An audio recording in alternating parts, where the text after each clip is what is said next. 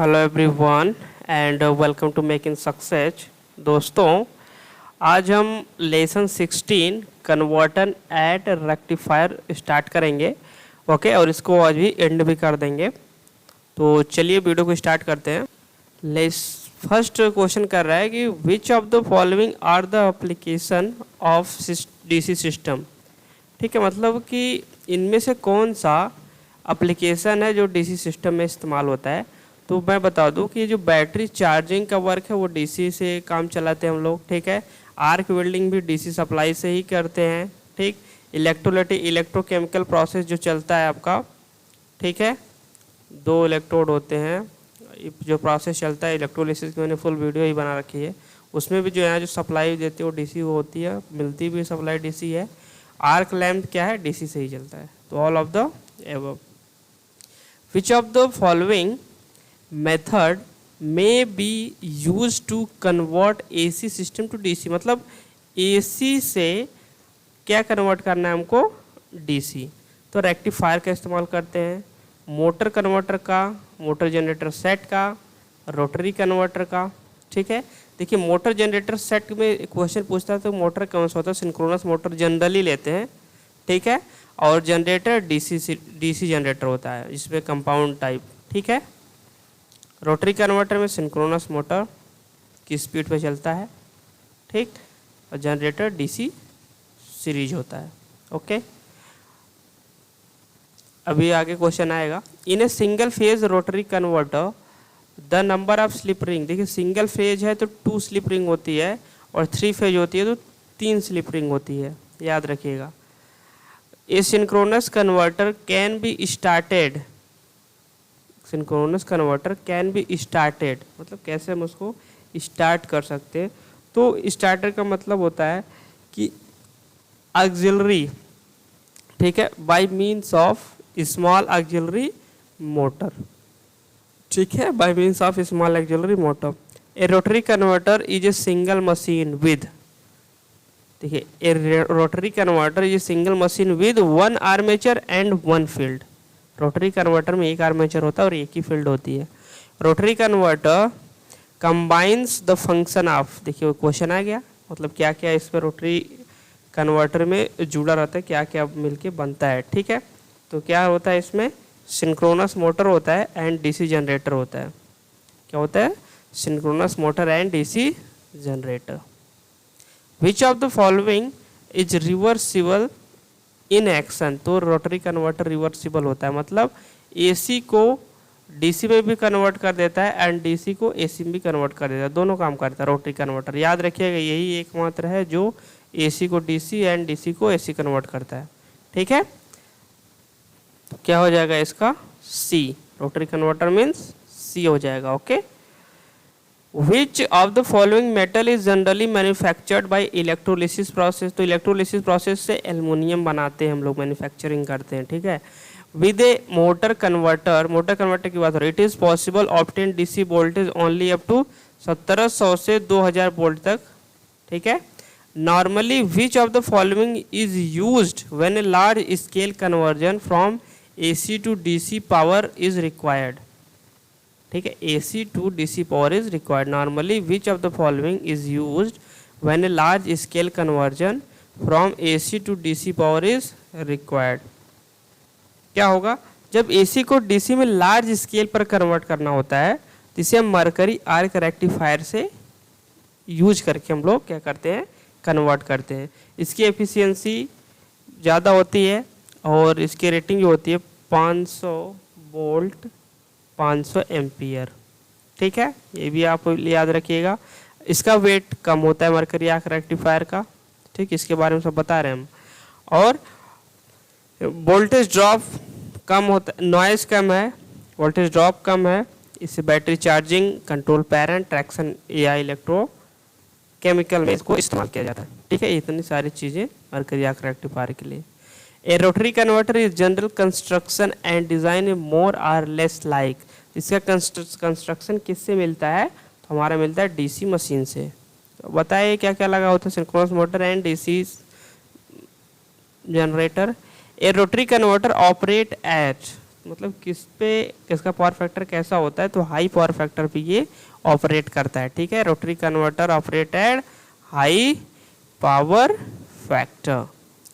In which of the following application direct current is absolutely essential, मतलब ऐसा कौन सा एप्लीकेशन है जिसमें डायरेक्ट करंट अनिवार्य होता है, तो वो कौन सा आपका है, इलेक्ट्रोलिसिस। इलेक्ट्रोलिसिस जब हम लोग करते हैं तो उसमें ये कंपलसरी होता है डीसी, एसी से वो नहीं होता है। Which of the following AC motor is usually used in large motor generator set, कौन सा ऐसा एसी मोटर है जो लार्ज मोटर जनरेटर सेट में इस्तेमाल होता है, तो कौन सा होता है, सिंक्रोनस मोटर बता रखे हैं हम लोग। In a rotary converter armature current are, rotary converter में आर्मेचर करंट में एसी, देखिए रोटरी कन्वर्टर हो या 3 फेज इंडक्शन मोटर हो, ठीक, कोई भी मोटर हो, आर्मेचर में हमेशा एसी ही रहती है। In which of the following equipment direct current is needed, तो टेलीफोन में भी डायरेक्ट करंट होता है, टाइम स्विचेज में, रिलेज में भी, all of the above. In a rotary converter I square R losses as compare to DC generator क्या होती है, लेस। डीसी जनरेटर की तुलना में इसमें आई स्क्वायर लॉसेस क्या होती है, कम होती है। ठीक है, in a mercury arc rectifier, ठीक है, mercury arc rectifier positive ion are attracted toward, देखिए पॉजिटिव आयन किधर जाता है, ठीक है, एनोड पे तो एनायन जाता है, ओके, एनोड पे एनायन जाता है, अब कैथोड पे कैटायन जाता है, तो पॉजिटिव आयन क्या होगा, कैथोड। ठीक है, हमेशा पॉजिटिव आयन कैथोड पे ही जाते हैं, ऐसे याद रखिए, एनोड पे एनायन जाता है या ऑक्सीडेशन होता है, ऐसे भी याद रख सकते हैं। Mercury in arc rectifier is chosen for cathode because, देखिए जो मरकरी का इस्तेमाल होता है आर्क रेक्टिफायर में, ये क्यों होता है, मरकरी का इस्तेमाल कैथोड के रूप में होता है आर्क रेक्टिफायर में, ऐसा क्यों होता है। ठीक है, इसलिए इस्तेमाल किया जाता है क्योंकि यह लो वोल्टेज पर आयनाइज हो जाता है, यह लिक्विड स्टेट में रहता है और इसका बॉइलिंग एंड मेल्टिंग पॉइंट क्या होता है, स्पेसिफिक हीट और लो कम रहता है। ठीक है, इसलिए तो ये सारे चारों चीज़ें सही हैं आपकी, all of the above. The ionisation potential mercury is approximately, फिर वही बात 10.4। The potential drop in arc in mercury arc rectifier, potential drop पूछा है तो कितना हो जाता है इसमें, पोटेंशियल ड्रॉप इसका होता है अभी 10 से ले करके 30 वोल्ट तक होता है। ठीक है, तीनों ऑप्शन में नहीं है, इसलिए none of the above. The voltage drop between the anode and cathode, देखिए एनोड और कैथोड के बीच में, एनोड एंड कैथोड के बीच में जो वोल्टेज ड्रॉप आपका है, ठीक है, वोल्टेज ड्रॉप है, mercury arc rect comprises of the, मतलब किसके सिमिलर है। ठीक है, तो एनोड का ड्रॉप, कैथोड का ड्रॉप एंड आर्क ड्रॉप तीनों मिला करके उनके बीच का ड्रॉप के बराबर होता है। ठीक है ना, तीनों मिला करके, ओके, तीनों मिल करके किसके ड्रॉप के, voltage drop between the anode and cathode के बीच में, ये तीनों ड्रॉप मिला दोगे तो इसके बीच के सिमिलर होंगे। Glass rectifier are usually made into unit capable of DC output maximum continuous rating, अभी मैंने बताया 500 ampere and 500 volt. The voltage drop at anode in a mercury arc rectifier is due to, ठीक है, the voltage drop at anode, anode पे voltage drop in mercury arc rectifier में किसके कारण से आता है। ठीक है, किसके कारण से आता है ये पूछा है, ओके, तो किसके कारण से आता है आपका, जैसे आपका हो गया कि energy spent in overcoming the electrostatic field. ठीक है, see the internal efficiency of A mercury arc rectifier depends on, internal efficiency किस पे डिपेंड करती है, तो आप पे डिपेंड करती है वोल्टेज पे। If cathode and anode connection in a mercury arc rectifier are interchanged, ठीक है, cathode and anode connection in a mercury arc rectifier are interchange, चलिए कैथोड और एनोड का कनेक्शन इंटरचेंज कर दिया, मतलब आपस में परस्पर बदल दिए गए। ओके, तो क्या होगा, the rectifier will not operate, internal losses will be reduced. तो क्या होगा जब आप कनेक्शन चेंज कर दोगे तो क्या होगा, ये चलेगा ही नहीं, ठीक है। The cathode voltage drop in a mercury arc rectifier is due to, अभी ऊपर एनोड पूछा था, अब कैथोड का वोल्टेज ड्रॉप क्यों होता है इसके बारे में पूछ लिया है। इसलिए होता है कि जो expenditure of energy liberating electron from the mercury, जो मरकरी से इलेक्ट्रॉन लिबरेट होता मतलब निकलता है, ठीक है, इसके कारण तो क्या हो जाएगा D. To produce cathode spot in a mercury arc rectifier, अब स्पॉट वही कैसे मरकरी आर्क रेक्टिफायर में प्रोड्यूस होता है, तो इसको करने स्पॉट प्रोड्यूस करने के लिए mercury arc rectifier auxiliary electrode का इस्तेमाल किया जाता है, ठीक है, ऑक्सिलरी इलेक्ट्रोड का इस्तेमाल किया जाता है। The advantage of mercury arc rectifier is that, mercury arc rectifier का एडवांटेज क्या है, सबसे बड़ा ये है कि हल्का, अभी मैंने लिखवाया भी था कि लेस वेट, लेस नॉइज, ठीक है, less weight, less noise, efficiency high, ठीक है, it is high overload capacity, ये भी सही है, नॉइज कम है, तो answer E. In mercury pool rectifier the voltage drop across its electrode, ठीक है, mercury pool rectifier the voltage drop across its electrodes, तो क्या होगा आपका, तो मरकरी पूल रेक्टिफायर में voltage drop almost independent of load current होता है, ठीक है, almost independent of load current. In 3 phase mercury arc rectifier each anode conduct, 3 phase है तो 1/3 होगा, 6 होता तो 1/6 होता, ठीक है, तो आंसर क्या हो जाएगा 1/3 of cycle. In a mercury arc rectifier characteristics blue luminosities, blue luminosity किसके कारण से आता है, ठीक है, मरकरी आर्क रेक्टिफायर में, तो आयनाइजेशन के कारण आता है, कलर भी मरकरी का ब्लू ही होता है। विच ऑफ द इल्यूमिनेशन पढ़ा रखा है मैंने, आप लोग समझ गए होंगे। Which of the following mercury arc rectifier will deliver least undulating current, ठीक है, तो 6 फेज, अनडुलेटिंग का मतलब होता है लहरदार, क्या होता है, लहरदार, इस हिंदी में लिख रहे हैं, ठीक है, लहरदार करंट सबसे कम किसमें होता है प्रोवाइड, वो 6 phase. In a glass bulb mercury arc rectifier the maximum current rating restricted to, ठीक है, मैक्सिमम करंट रेटिंग कितनी होती है, वो आपकी होती है 500 एम्पियर, ठीक है। In a mercury arc rectifier flow from anode to cathode, तो क्या फ्लो होता है इसमें, आयंस फ्लो होगा।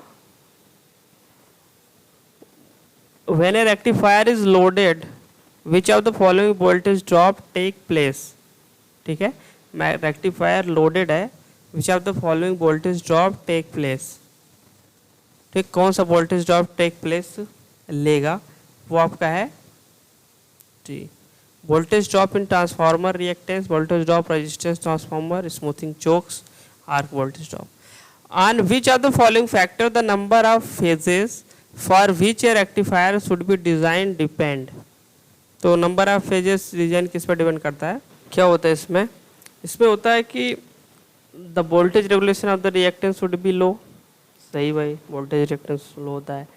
The output circuit there should be no harmonics, ये भी सही है। The power factor of the system should be high, एकदम best. The rectifier supply transformer should be utilize the best advantage, तो आंसर ई, ठीक है। A mercury arc rectifier possesses regulation, तो straight line, mercury arc rectifier का जो regulation characteristics होता है वो स्ट्रेट लाइन ड्रा करने पर आता है। It is the of the transformer on which the magnitude of angle of overlap depends, ठीक है, तो क्या होगा, leakage reactance of the transformer on which the magnitude of angle of overlap depends, leakage reactance, if the, इसलिए leakage reactance of the transformer on which of the magnitude overlap depend, leakage reactance. In A polyphase देखिए utility factor की बात की, utility factor होता है √2m और 1 में pi sine pi by m। In a grid control, बहुत important है, डायरेक्टली बस आपको याद रहना चाहिए और कोई इसमें डेरिवेशन की जरूरत नहीं है। In a grid control of mercury arc rectifier when the grid is made of positive, grid positive को बना है relative to the cathode, then it accelerate, क्या होगा यहाँ पे, accelerate the electron and there may to anode, accelerate करवा दे। इन mercury arc rectifier having grid the arc can be struck between anode and cathode, मतलब only when the grid attains a certain potential, मतलब एक ऐसा potential का level आ जाता है कि वहाँ पे दोनों के बीच का जो पोटेंशियल आर्क है वो स्ट्रक कर जाएगा, ठीक है। तो ऐसा वो उस पोटेंशियल को, the potential being known as, उस पोटेंशियल को क्या कहते हैं, उसे बोलते हैं क्रिटिकल ग्रिड वोल्टेज, ठीक है। In phase shift control method, the control is carried out by varying the of grid voltage। तो क्या होगा, फेज को वेरी कर अचीव किया जाता है। In phase shift control method, the phase shift between anode and grid voltage can be achieved by means of, फिर बोला इंडक्शन रेगुलेटर से अचीव करते हैं, ठीक है। क्या, induction regulator. The metal rectifier are preferred to wall rectifier due to which of the following is advantage, ठीक है। क्या होगा एडवांटेज ऑफ मेटल रेक्टिफायर में, आप लोगों को कुछ पॉइंट नोट करा दूं।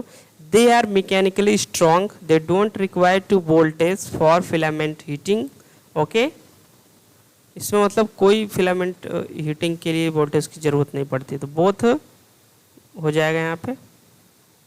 Which of the following statement is incorrect? Incorrect है, copper oxide is a linear device, copper oxide linear device नहीं होती है, पहला ही इनकरेक्ट है, ठीक है।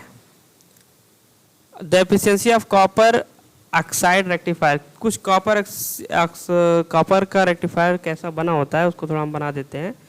ये देखिए कॉपर रेक्टिफायर, ये आपका होता है कॉपर का, ठीक, और ये आपका होता है ये रेक्टिफिकेशन, ये रेक्टिफायर होता है, रेक्टिफायर फिल्म, ठीक। फिर यहाँ पे आपका लोड टाइप का होता है, ठीक है। ये होता है आपका कॉपर रेक्टिफायर, ओके। इसकी प्रॉपर्टी लिखिए, टेम्परेचर इसकी 45 डिग्री सेंटीग्रेड तक, इससे ज़्यादा ऑपरेट करवाएंगे तो जल जाएगा। वोल्टेज 5 to 11, एफिशिएंसी 65 से 75, ये वाली एफिशिएंसी हो गई 65 से 75। वोल्टेज रेगुलेशन जो होता है, वोल्टेज रेगुलेशन कितनी होती है, 25% से 35% तक वोल्टेज रेगुलेशन होता है, ठीक है। तो एफिशिएंसी ऑफ कॉपर ऑक्साइड 65 से 75। Copper oxide rectifier usually design not operate above 45 degree centigrade से एबव नहीं होना चाहिए, ठीक है। अब सेलेनियम रेक्टिफायर के बारे में कुछ आप लोग नोट डाउन कर लीजिए। सेलेनियम रेक्टिफायर होता है, जैसे इसका जो वोल्टेज होता है 100 वोल्ट पे ऑपरेट करता है, या इससे कम, 100 या इससे कम तक, ठीक है, ऑपरेट करवा सकते हैं। इसकी एफिशिएंसी होती है आपकी 75 से 85%, अच्छी एफिशिएंसी होती है। टेम्परेचर इसका होता है 75 degree centigrade, okay. Voltage regulation जो होता है, वोल्टेज रेगुलेशन होता है 5 से 10%, ठीक है, वोल्टेज रेगुलेशन। और इसमें 50 वाट से 100 किलो वाट कि इस रेंज में ये अवेलेबल होते हैं सेलेनियम रेक्टिफायर, ठीक है। इसका इस्तेमाल जनरली बहुत बड़े पैमाने पर किया जाता है, वो किया जाता है इलेक्ट्रोप्लेटिंग के डीसी सप्लाई में, ठीक है। इलेक्ट्रोप्लेटिंग के डीसी सप्लाई में इसका भयंकर रूप से इस्तेमाल होता है, किसका, सेलेनियम रेक्टिफायर का, ओके। सेलेनियम रेक्टिफायर एफिशिएंसी 75 से 85। एजिंग ऑफ सेलेनियम रेक्टिफायर में भी change output voltage by change होगा 5 to 10%।